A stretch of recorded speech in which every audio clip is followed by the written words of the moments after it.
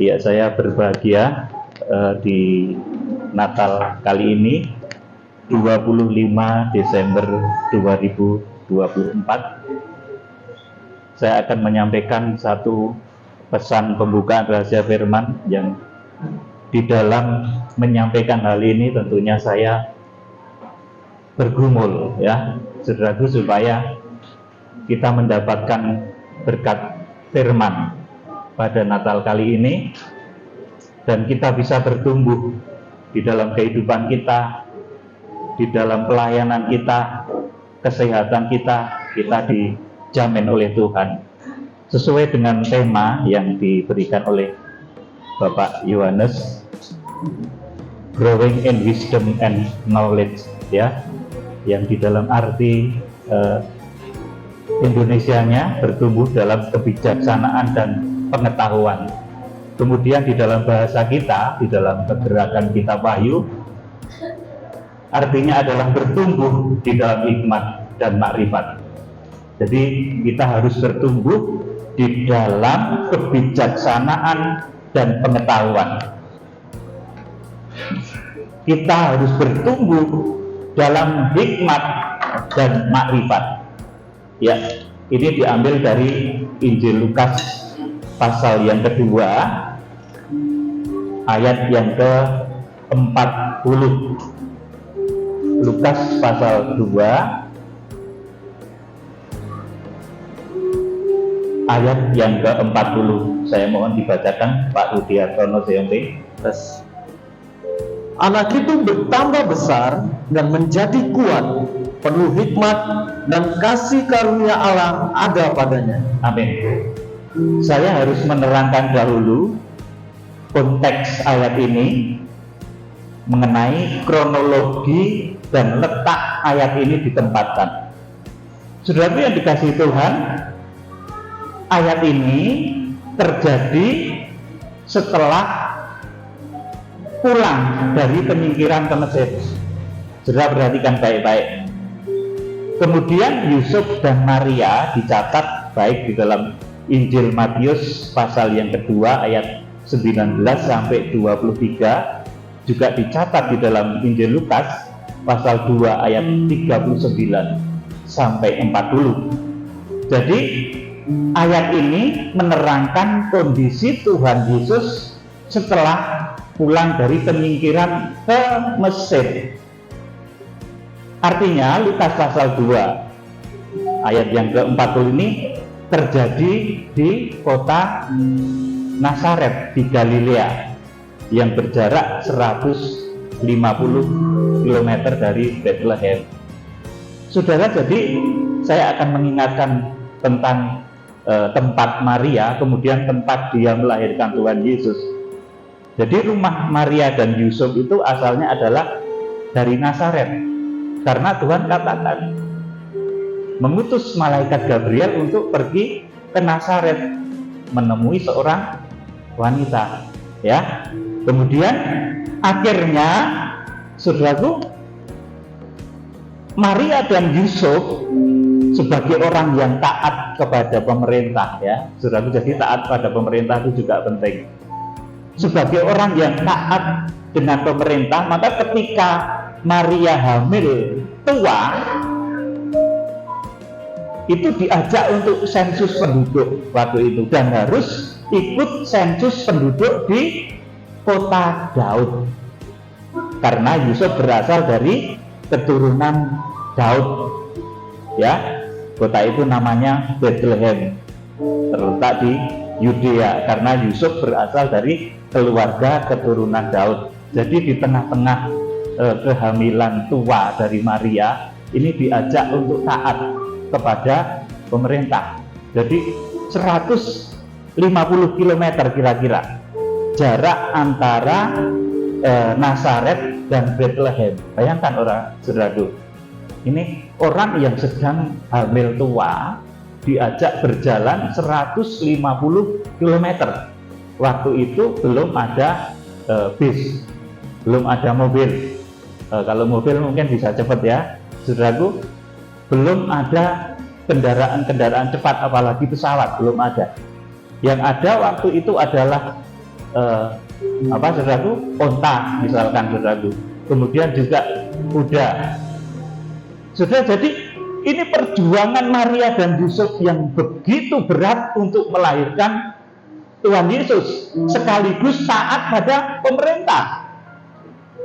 Saudaraku, jadi kita harus mensinkronkan antara taat kepada pemerintah ini dengan kita bisa melahirkan satu karya besar di dalam pelayanan ini. Jadi sekali lagi saya sampaikan, sebagai orang yang taat dengan perintah, maka ketika Maria hamil tua pun ikut sensus penduduk dan harus sensus penduduk di kota Daud di Bethlehem Yudea yang jaraknya 150 km. Jadi yang pertama, kita harus taat pada pemerintah, dan kita harus sinkronkan ketaatan kita pada pemerintah itu dengan jalan Tuhan.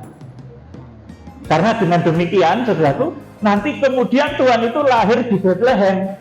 Karena dengan sensus itu, saudaraku, akhirnya ya satu rencana Roh Kudus di pikiran Maria atau Yusuf waktu itu tidak ada rencana mau melahirkan di Bethlehem, saudaraku. Tetapi karena dia taat pada pemerintah, akhirnya dibawa, saudaraku. Dia sensus, dan di tengah-tengah kondisi itu terpaksa dia melahirkan di satu tempat yang namanya Bethlehem. Saudara, di sini kita akan belajar tentang proses perjalanan hidup dari panutan kita, dari pemimpin kita, dan Tuhan kita, yaitu Yesus Kristus. Saudara, kita akan belajar memaknai proses salib dengan benar, bahwa Tuhan Yesus itu lahir di Bethlehem. Di sana kurang lebih dia berada bersama Maria dan Yusuf itu selama 2 tahun kurang lebih, ya saudaraku. Jadi ini masa bayinya Tuhan Yesus. Ini harus kita pahami. Jadi masa bayinya Tuhan Yesus itu di Bethlehem. Di sana yang pertama berkunjung itu adalah para gembala. Saudaraku, kemudian yang berkunjung selanjutnya, dan ini nggak bareng. Nanti kalau bikin drama Natal jangan keliru. Kunjungan antara orang Majus dan kunjungan para gembala itu nggak bareng. Duluan para gembala, dan ini ada jedanya. Jadi Tuhan Yesus di masa bayi umur 0 sampai 2 tahun itu berada di Bethlehem, kemudian menyingkir ke Mesir atas perintah Tuhan lewat mimpi yang diberikan oleh Tuhan melalui Yusuf. Ya, saudaraku, jadi saya ini langsung teringat, saudaraku, ada orang bilang, ayo kita pikul salib sepanjang hidup kita. Saudara, saya bertanya coba, saudaraku, ya musiknya kecil aja ya, supaya sedikit fokus ini. Jadi ada orang itu berkata, saudaraku, aku itu memikul salib terus-terusan tiap hari, Pak Pendeta. Saya itu sedikit tersenyum, saudaraku. Tuhan Yesus itu lahir tidak langsung pikul salib loh, saudaraku. Amin. Ada masa dia bayi, kanak-kanak, 0 sampai 2 tahun ditulis di Alkitab itu, masa-masa itu. Kemudian ada masa Tuhan Yesus menginjak usia 2 sampai 12 tahun. Itu ditulis dalam Alkitab. Dia belum pikul salib loh, ibu saudaraku. Terus ada lagi masa remaja Tuhan Yesus sampai dengan masa menjelang dewasa. Itu umur 12 sampai 30 tahun. Itu tidak ditulis di Alkitab. Tidak ditulis. Tidak langsung pikul salib. Di sini kita akan belajar menjadi orang Kristen yang benar, itu prosesnya harus sejalan dengan proses salib Kristus. Yang disebut proses salib itu apa? Sudah nanti kita akan pahami bersama.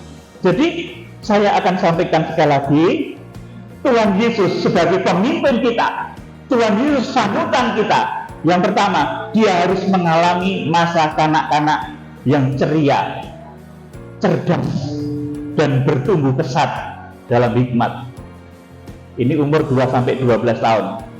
Bahkan dia harus lahir dahulu sebagai bayi, kemudian menjadi bayi yang agak besar, mulai lucu-lucunya itu sampai 2 tahun, kemudian masa kanak-kanak itu 2 sampai 12 tahun, itu dia harus lalui. Kemudian dia harus melalui masa-masa remaja dulu, saudaraku. Dan masa remaja Tuhan Yesus itu ada di Nazaret, Galilea, saudaraku. Itu tidak dituliskan di dalam kitab Injil. Dia ngapain saja waktu itu, waktu umur 12 sampai 30 tahun. Saudara, dia harus melalui masa-masa remaja sebagai pemuda di Nazaret. Ini umur 12 sampai 30 tahun. Ini tidak dicatat kegiatan Tuhan Yesus apa saja. Tapi yang jelas ini kegiatan-kegiatan positif. Dan dia karena hidup sebagai manusia darah dan daging, saudaraku, tentunya juga melakukan hal-hal makan, minum, dan lain sebagainya. Sudah yang dikasih Tuhan, dia kemudian pada umur 30 tahun itu melalui masa pelayanan yang diawali dengan dibaptis oleh Yohanes Pembaptis. Ya, ini umur 30 tahun. Jadi dia memulai pelayanan itu umurnya 30 tahun. Kemudian selanjutnya dia pelayanan ditandai dengan berbagai kuasa yang dahsyat. Kemudian dia disalibkan Tuhan kita itu pada umur sekitar 33,5 tahun. Sudah menjadi 3,5 tahun pelayanan Tuhan Yesus itu begitu dahsyat.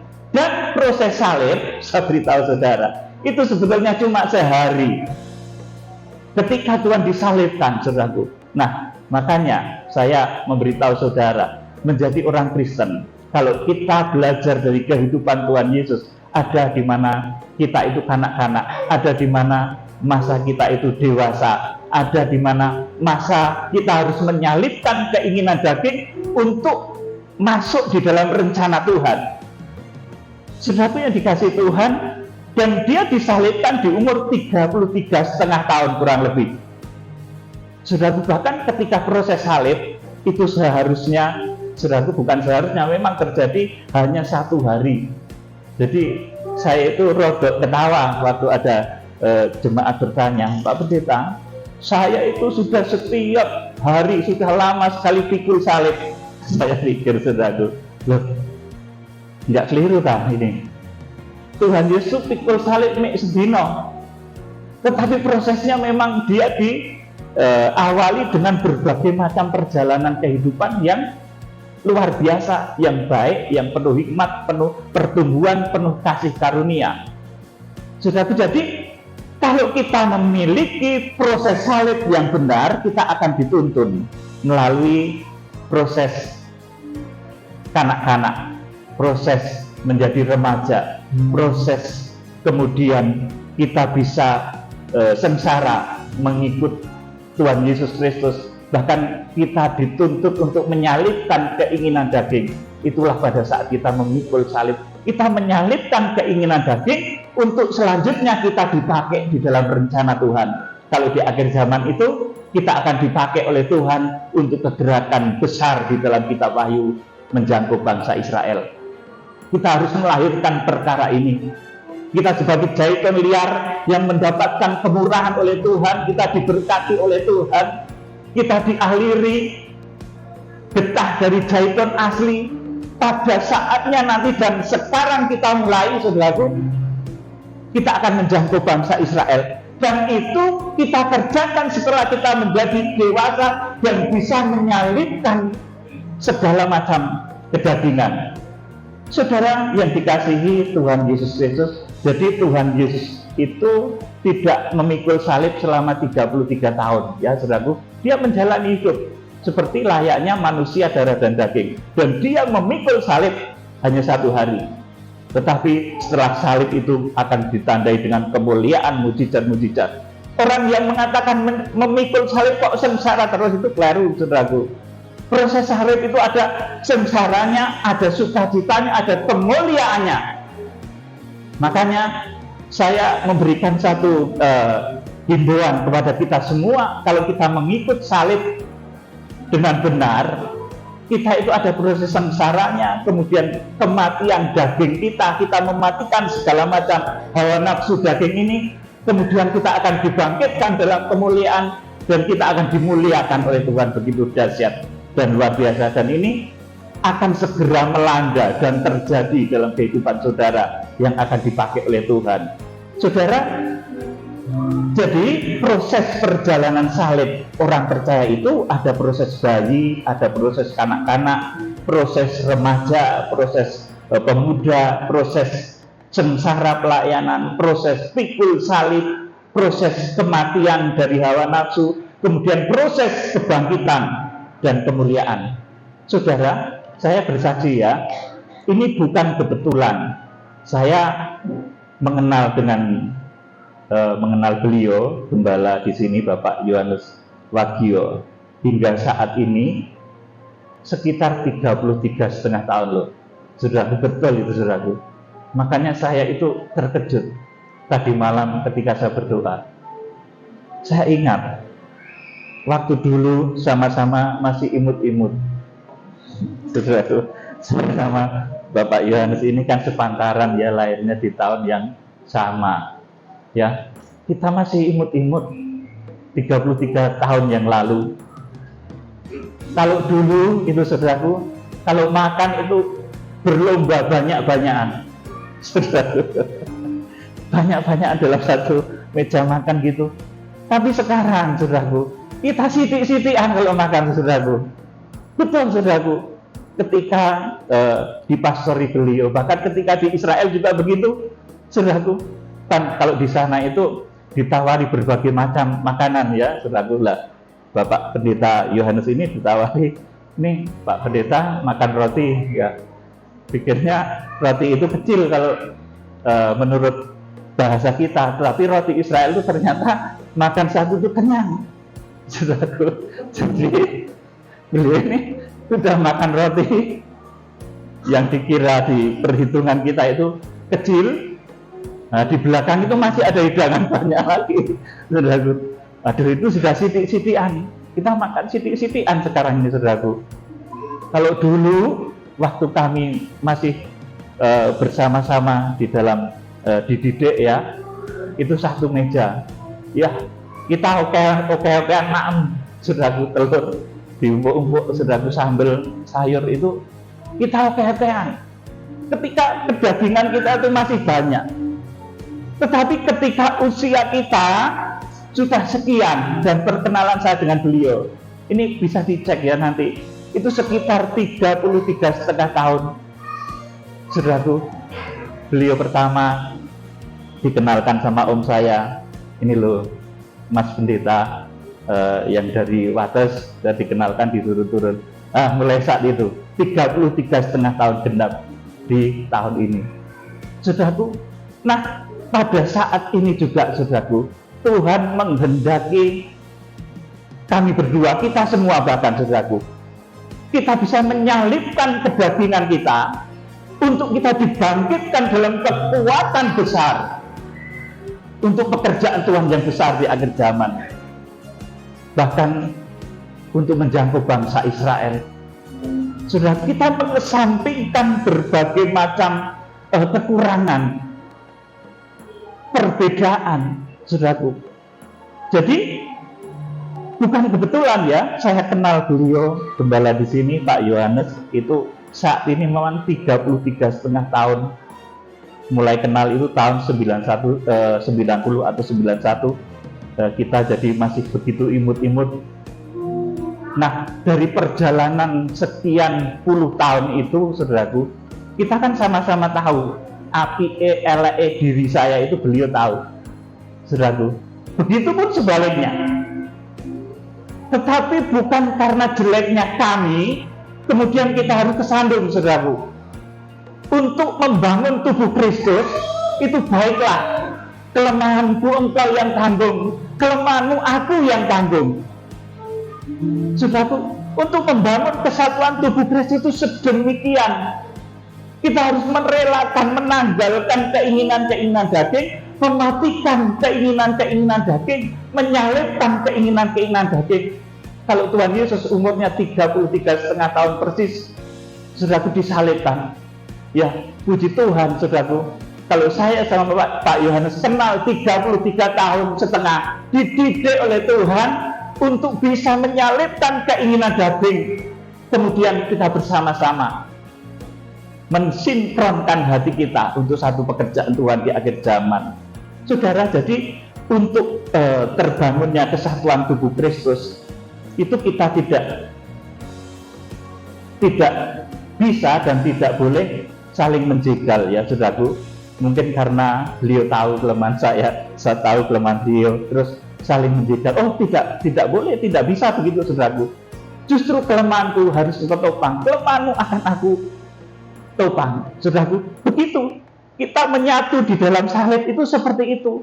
Loh, aku ngerti ya lah kebiasaan, saudaraku. Pak Yohanes juga tahu jeleknya saya, pura-pura tidur ternyata pura-pura sembahyang ternyata tidur di foto. Ya sudah, itu tahu saya. Saya juga tahu beliau kalau dulu pura-pura puasa ternyata kumurnya madu. Itu hal yang sederhana, ya saudaraku. Dan kita banyak tahu 33,5 tahun saudara kita itu mengenal. Tapi Tuhan katakan, kali ini engkau harus menyalibkan keinginan daging, dan akan Tuhan pakai untuk satu pekerjaan Tuhan yang besar di akhir zaman, untuk penjangkauan bangsa Israel. Dan ini kita mulai, dan dahsyat Tuhan menyertai. Saudaraku yang dikasihi oleh Tuhan Yesus Kristus, jadi karena kita itu sebagai tubuh Kristus itu saling mengenal, tidak boleh kemudian saling mengunci. Ya, kalau saudara melihat pemain judo atau pemain bulat, kalau berkelahi kemudian saling mengunci, itu dua-duanya nggak bisa apa-apa, saudaraku. Nah, di dalam kesatuan tubuh Kristus tidak boleh saling mengunci. Aku ngerti kelemahanmu, tak kunci kamu, saudara, nggak bisa. Nanti saling kunci, nggak bertumbuh, kita stagnan diam. Tetapi kalau kelemahanmu aku topang, kelemahanku topanglah, saudara, itu akan membuat kita bersatu. Saya tahu beliau, saudaraku, saya tahu juga beliau, saudaraku. Tapi ini tidak menjadi satu kelemahan untuk kita harus bersinergi membangun kesatuan tubuh Kristus. Bahkan sesama anggota tubuh Kristus di dalam kita akan berada di dewan pimpinan dalam satu gereja, ya. Kita itu semua ngerti kelebihan dan kelemahannya, tetapi tidak membuat kelebihan dan kelemahannya itu, kalau itu kelebihan tidak menjadi sombong, kalau itu kelemahan tidak membuat kita menjegal atau mengunci kawan kita. Kita harus saling menopang supaya terjadi kegerakan yang begitu dahsyat. Kita akan dipakai oleh Tuhan menjangkau bangsa Israel. Saudaraku, karena kita itu saling mengerti kelemahan maupun kelebihan, justru kita harus bersinergi, kita harus bersatu sehingga berkat itu tidak terkunci. Amin, saudaraku. Kalau saudara ngerti kelemahan temanmu, kelemahan familimu, tutup itu, saudaraku, jangan diumbar. Tegurlah dengan baik-baik sampai bisa memperbaiki diri, sampai semuanya bisa menyalibkan keinginan daging. Seperti, ya tidak kebetulan nih, saudaraku, saya semalam itu sampai nggak tidur. Saya ditanya sama anak saya, Pak, tadi malam tidur enggak bisa, Bapak, itu kan persiapan firman. Saya enggak bisa tidur, saudaraku. Ingat ini, sudah 33 tahun kita saling mengenal. Kita harus membangun sinkronisasi, kita harus bersinergi, bersatu, sehingga berkat Tuhan itu tidak terkunci atas kita. Berkat Tuhan akan mengalir kepada kita semua di dalam kegerakan akhir zaman ini. Saudara, kita akan membaca, ya, Injil Lukas. Ini komplainnya supaya saudara ngerti dari Lukas pasal 2 ayat 40 tadi sebetulnya posisinya di mana. Lukas pasal 2 ayat 21 sampai 40. Dibaca Pak Rudi, ini agak panjang ya ayatnya. Lukas 2 ayat 21 sampai 40. Ya, ayat 21 mulai. Ya. Yesus disunat dan diserahkan kepada Tuhan, Simeon dan Hana. Dan ketika genap 8 hari dan ia harus disunatkan, ia diberi nama Yesus, yaitu nama yang disebut oleh malaikat sebelum ia dikandung ibunya. Dan ketika genap waktu pentahiran menurut hukum Taurat Musa, mereka membawa dia ke Yerusalem untuk menyerahkannya kepada Tuhan, seperti ada tertulis dalam hukum Tuhan, semua anak laki-laki sulung harus dikuduskan bagi Allah. Amin. Sampai di sini dulu. Ya, saya terangkan ya ini ayat ini.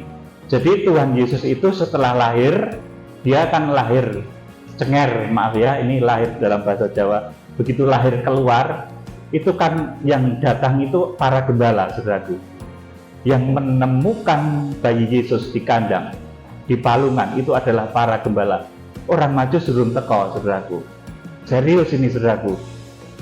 Orang Majus belum datang. Ada jeda waktu, saudaraku, antara kedatangan para gembala yang lahir Tuhan Yesus, ketika Tuhan Yesus lahir itu, para gembala itu datang karena diberi tahu malaikat, tetapi orang Majus itu baru datang belakangan. Ketika Tuhan Yesus, Maria dan Yusuf sudah berada di rumah, bukan di palungan lagi, saudaraku. Jadi ada jeda 2 tahun, ya, saudaraku. Terus di sini juga ada satu hal yang menguatkan bahwa ketika itu Tuhan Yesus dan ketika genap waktu pentahiran menurut hukum Taurat Musa, maka mereka membawa dia ke Yerusalem untuk menyerahkannya kepada Tuhan, seperti ada tertulis, ada dalam hukum Tuhan, semua anak laki-laki sulung harus dikuduskan bagi Allah.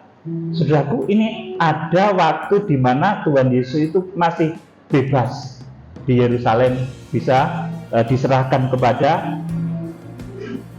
imam-imam, saudaraku, untuk didoakan, saudaraku, untuk diserahkan ke Yerusalem, diserahkan kepada Tuhan.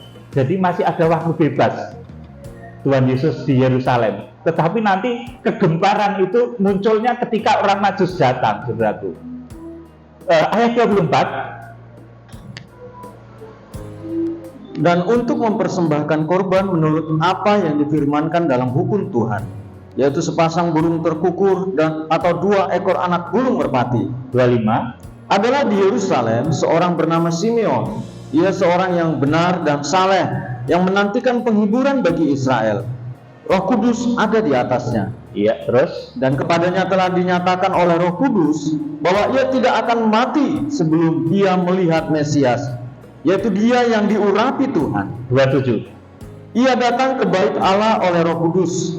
Ketika Yesus anak itu dibawa masuk oleh orang tuanya untuk melakukan kepadanya apa yang ditentukan hukum Taurat, ia menyambut anak itu dan menatapnya sambil memuji Allah, katanya, "Sekarang Tuhan, biarkanlah hambamu ini pergi dalam damai sejahtera sesuai dengan firman-Mu, sebab mataku telah melihat keselamatan yang daripadamu, yang telah Engkau sediakan di hadapan segala bangsa, yaitu terang yang menjadi pernyataan bagi bangsa-bangsa lain dan menjadi kemuliaan bagi umat-Mu Israel." 33. Dan bapa serta ibunya amat heran akan segala apa yang dikatakan tentang dia. Lalu Simeon memberkati mereka dan berkata kepada Maria, ibu anak itu, "Sesungguhnya anak ini ditentukan untuk menjatuhkan atau membangkitkan banyak orang di Israel, dan untuk menjadi suatu tanda yang menimbulkan perbantahan." Amin. Sampai di sini. Jadi Tuhan Yesus itu dinubuatkan oleh Simeon yang penuh oleh Roh Kudus. Mereka berkata kepada Maria, ibu anak itu, "Sesungguhnya anak ini ditentukan untuk menjatuhkan atau membangkitkan banyak orang Israel, dan untuk menjadi suatu tanda yang menimbulkan perbantahan." Jadi Tuhan Yesus itu kelahirannya menimbulkan perbantahan. Saudaraku, yang pada akhirnya bangsa Yahudi dan sebagian besar dari umat Israel itu menolak Tuhan Yesus Kristus hingga sekarang. Bangsa Israel yang terima Tuhan Yesus itu 1%. Sedangkan untuk umat lain, umat Muslim itu lebih banyak, saudaraku. Dan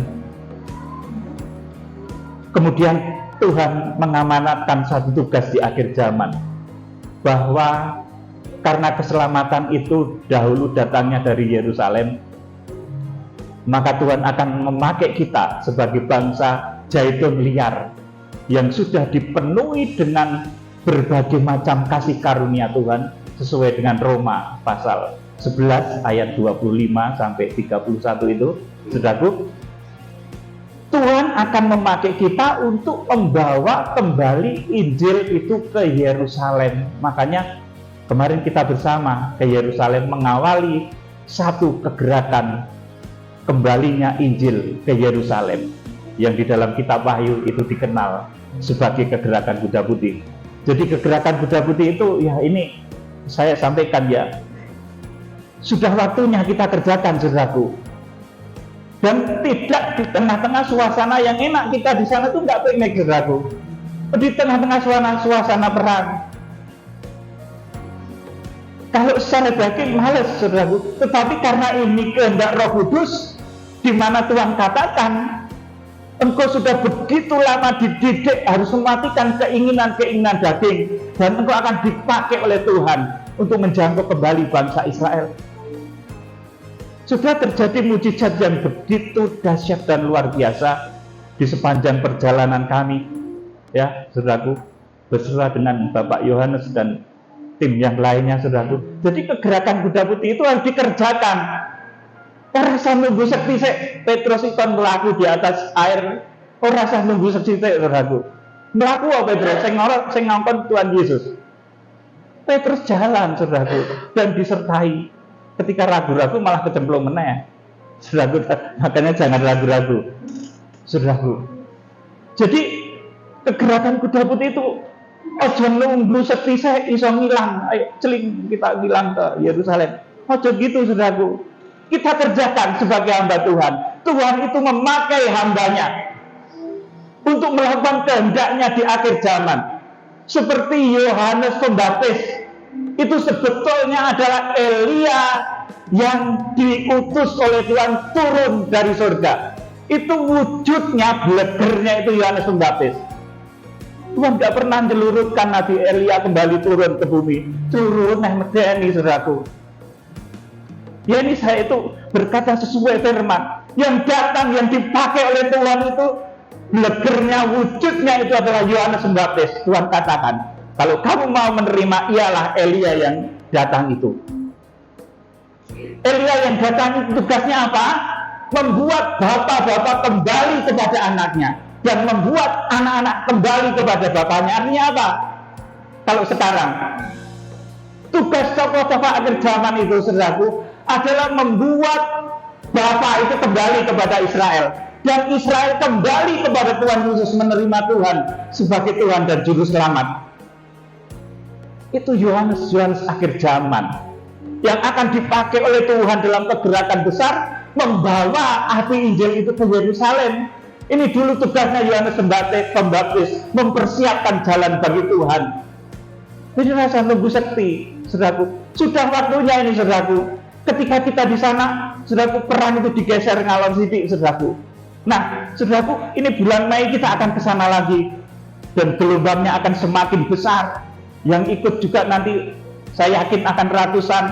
Kemudian kita akan menyelenggarakan satu acara besar di sana. Kita berfellowship raya dengan orang Kristen dari bangsa Yahudi dan Israel,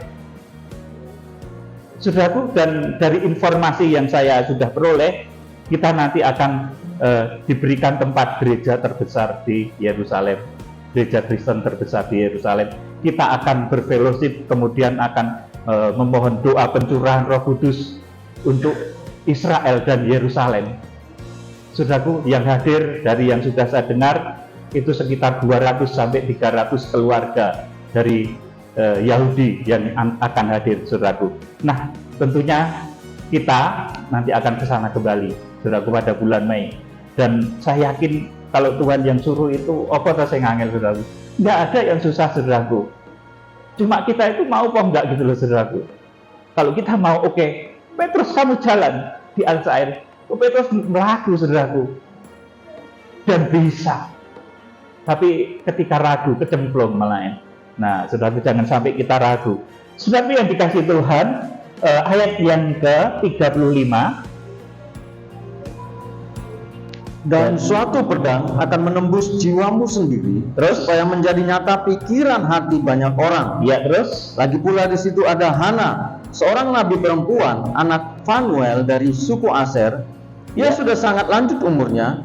Sesudah kawin, ia hidup 7 tahun lamanya bersama suaminya. Dan sekarang ia janda dan berumur 84 tahun. Ia tidak pernah meninggalkan bait Allah dan siang malam beribadah dengan berpuasa dan berdoa. Dan pada ketika itu juga datanglah ia ke situ dan mengucap syukur kepada Allah dan berbicara tentang anak itu kepada semua orang yang menantikan kelepasan untuk Yerusalem. Iya, terus? Dan setelah selesai semua yang harus dilakukan menurut hukum Taurat, kembalilah mereka ke kota kediamannya, yaitu kota Nazaret di Galilea. Iya, terus? Anak itu 40. bertambah besar dan menjadi kuat, penuh hikmat dan kasih karunia Allah ada padanya. Ya, jadi di dalam Injil Lukas pasal yang kedua ayat 40, anak itu bertambah menjadi besar dan menjadi kuat, penuh hikmat dan kasih karunia. Ini ada di Nazaret di Galilea. Makanya hari-hari Tuhan Yesus itu saya katakan sekitar 60 atau 70% hidup Tuhan Yesus itu berada di sekitaran Danau Galilea, Tiberias. Di sana suasananya memang ya sejuk. Di sana ada rumahnya Petrus ya, di mana itu favoritnya kalau Tuhan Yesus nginap tuh di sana. Saudaraku yang dikasihi Tuhan Yesus, jadi kita sekarang waktunya dewasa rohani, melayani Tuhan dengan penuh kuasa. Masa 33 tahun dididik Tuhan, saudaraku, itu masa yang lama, supaya kita bisa mematikan keinginan-keinginan daging, dan kita akan dipakai oleh Tuhan dalam pergerakan yang besar, di mana kita jangan lagi mengingat kesalahan-kesalahan masa lalu kita. Loh, kalau kita itu saling jegal remuk kita, saudaraku, kabeh remuk, saudaraku, lo ngerti kabeh, saudaraku. Makanya jangan saling jegal, kita harus bersinergi, kita jangan saling mengunci. Kalau kita saling mengunci, berkatmu juga terkunci. Tetapi kalau kita saling menopang, berkatmu akan dicurahkan oleh Tuhan secara luar biasa. Kita sudah cukup lama dididik untuk bersatu di dalam kegerakan besar. Oh, saya teringat, saudaraku, bangsa Israel, ini saya teringat mendadak, saudaraku. Bangsa Israel itu berdoa salah selama 2000 tahun. Dia berharap Tuhan Yesus Mesias itu datang dahsyat, seperti Elia yang dulu naik ke surga. Pengennya gitu, turun dari surga, bawa kereta berapi. Dan mereka itu berdoanya lama, hampir 2000 tahun, saudaraku. Bangsa Yahudi Ortodok, mereka berdoa di tembok ratapan itu ribuan tahun. Tapi karena doanya itu keliru, yang tidak dijawab, saudaraku. Jadi satu hal lagi, kalau kita berdoa, doa kita itu harus benar. Wong Tuhan sudah mengirimkan Yohanes Pembaptis, kenapa masih nunggu Mesias yang mau jelurut dari surga? Ini kesalahan bangsa Israel, bangsa Yahudi. Mereka itu rajin berdoa loh, saudaraku. Betul, mungkin lebih kuat mereka daripada saudara. Berdoa pagi, siang, sore gitu, jam-jaman itu di tembok ratapan. Dan mereka juga berdoanya kepada Yahweh Elohim. Tapi nggak dijawab karena doanya keliru.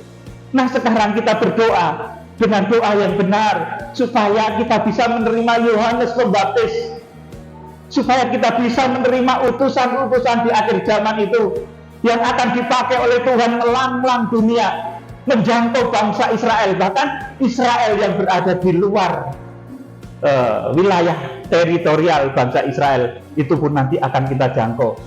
Tuhan itu dahsyat kok. Dikatakan dalam satu ayat, Elia itu manusia biasa, malah dikatakan seperti itu. Tetapi karena doanya itu sungguh-sungguh, maka dia dipakai Tuhan dahsyat.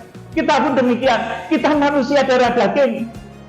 33 tahun setengah kita tahu bahwa kita itu manusia darah daging yang penuh dengan kekurangan.